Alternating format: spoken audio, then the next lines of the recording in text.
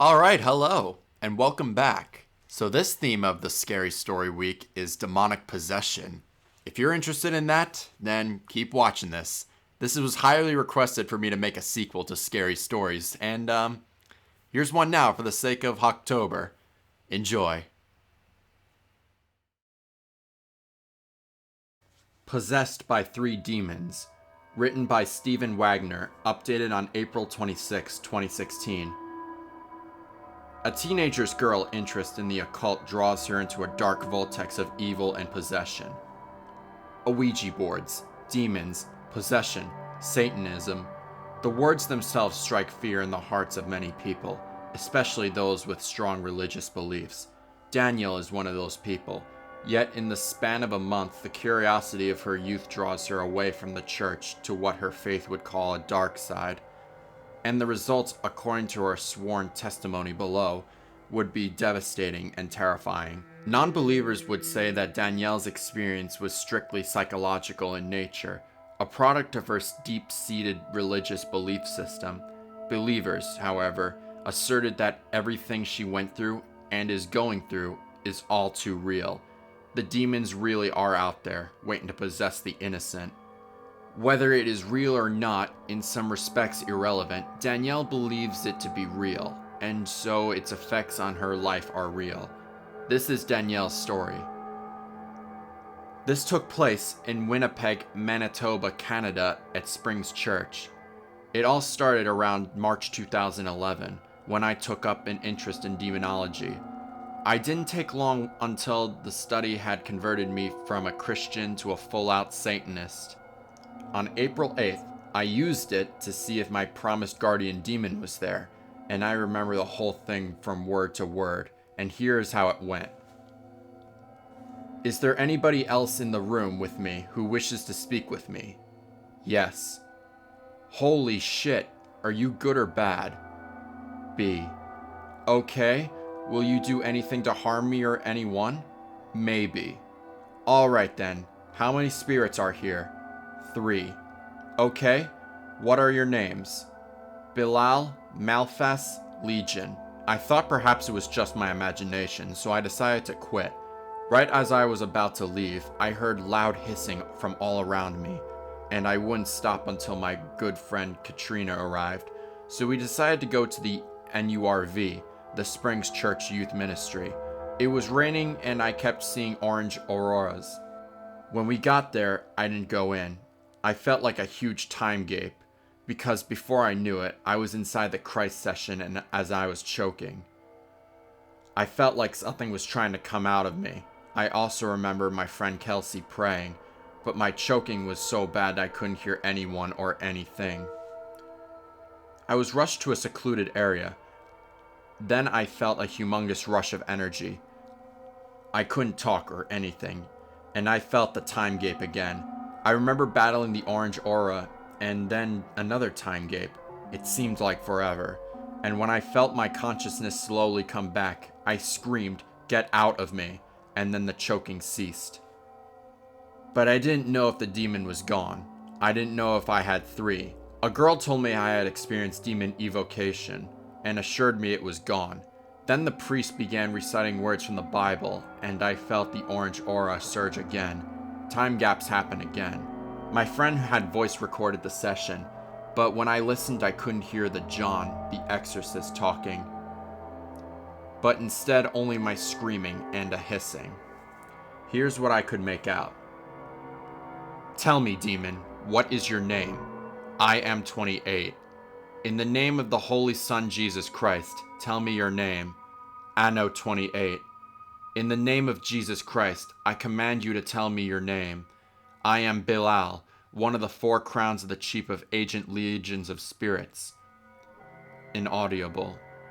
I will not leave. This girl has repented the worthless and vile son. Inaudible. If you can shut up with this religious shit for one moment, I'll let her go.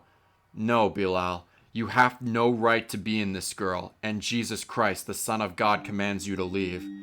Then I hear them chanting Latin and English, and then covered by my scream, I then had enough time to yell something. Get out of me. My choking stopped and I bursted out crying. Then Kathleen told me it was all done, but I felt another power. It was the other demon, Malthus. The exorcism went almost the same, but he actually left. The last one was Regent, and it's still in me, as well as Belial. Tomorrow, I'm heading for my 4th exorcism, and hopefully my last.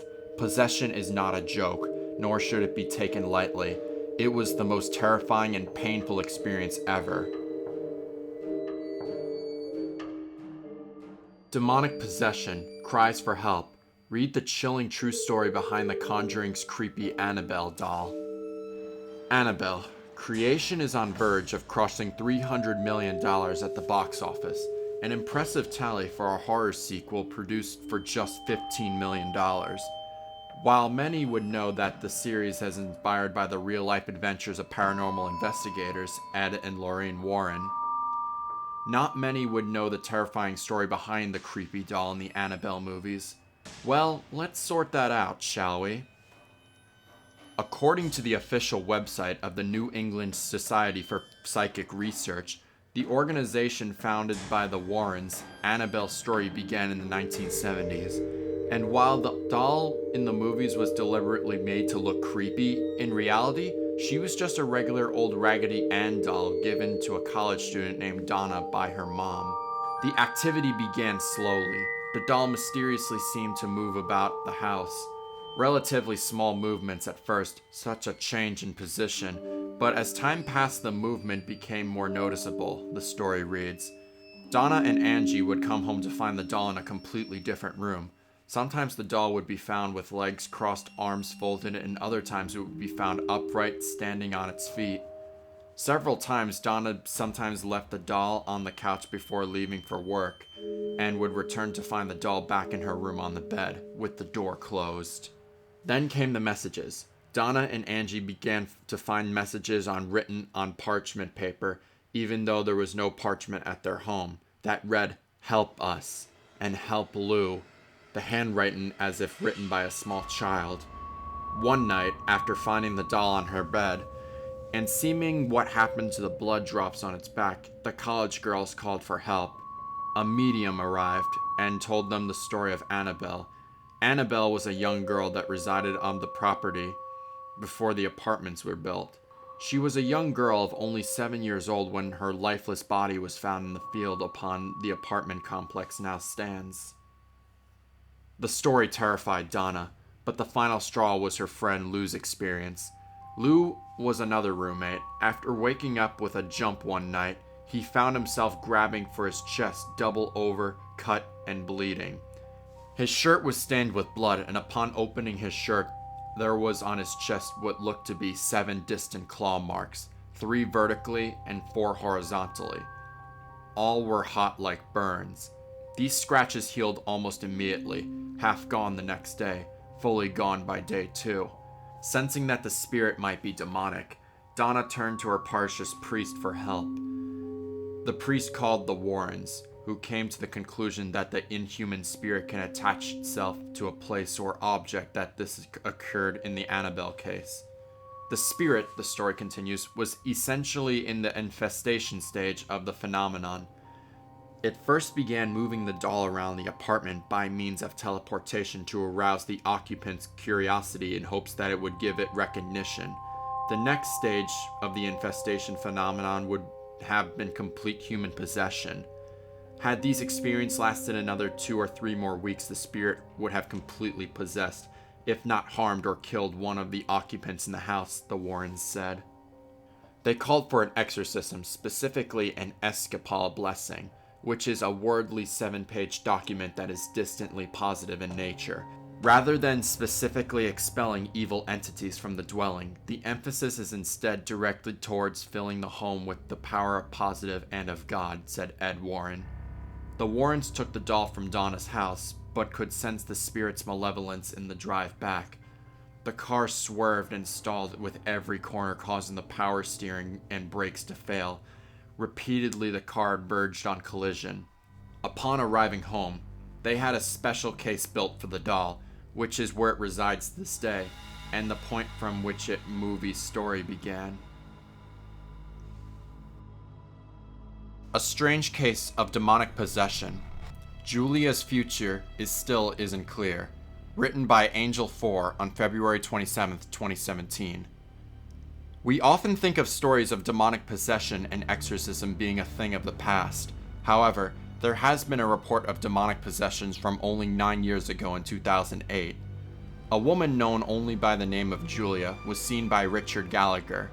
Dr. Gallagher wrote about his experience with Julia in the New Oxford Review. He has studied at both Princeton and Yale.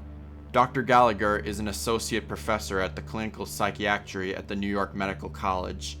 Julia was not an active member of the church. In fact, she has been reportedly involved with satanic cults. However, she reached out to her local church saying that she feared that a demon or Satan himself was attacking her, which is rare. Normally a concerned party calls for religious help, not the person themselves. Julia displayed all the traditional signs of possession, and later into Julia's treatment, Dr. Gallagher put together a team consisting of multiple clergymen, nuns, and mental health experts. Julia would often go into trance-like states where she would speak in a voice that was not hers. Her tone would either be very low, almost like a man's, or very high. She would make comments about her distaste for anything religious. Julia also had knowledge of things that she should not know.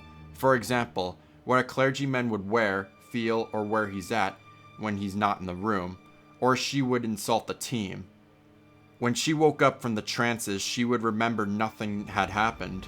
Other things would occur was objects moving around the room without being touched. One of the most interesting things that happened with Julia is that the team reported her demonic voice breaking into a phone conference the team was participating in, that there was nowhere near her or her room. Julia requested to have an exorcism done. One of these exorcisms that took place occurred in the summer months. However, the room was cold. The process took almost 2 days to complete. Julia began to make loud animal-like noises that no human should ever be able to produce. She spoke in languages, including Latin, among others, that she did not know. Not only that, but Julia seemed to have extreme strength. It took 5 people to barely hold her down. Still, she managed to levitate about 6 inches in the air. The most interesting thing about this case is that nobody has said what happened or will happen with Julia.